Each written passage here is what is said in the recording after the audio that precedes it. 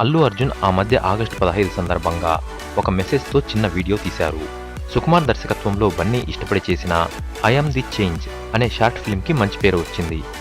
ఆ వీడియోలో అల్లు అర్జున్ ఒక మాల్లోకి వెళ్తాడు. అక్కడ సెక్యూరిటీ చెకింగ్ లేకుండా వెళ్లే అవకాశం ఉన్నా కూడా మెటల్ డిటెక్టర్లో నుంచే బన్నీ వెళ్తాడు. అందరూ రూల్స్ పాటించాలి, చట్టాన్ని గౌరవించాలి అనే మెసేజ్ ఇవ్వడం కోసం ఆ షార్ట్ ఫిల్మ్ చేశారు. ఇప్పుడు సోషల్ మీడియాలో చక్కర్లో కొడుతున్న ఒక చిన్న వీడియో క్లిప్లో పవన్ ఇలాంటి పనే చేశాడు. అది రియల్ లైఫ్లో.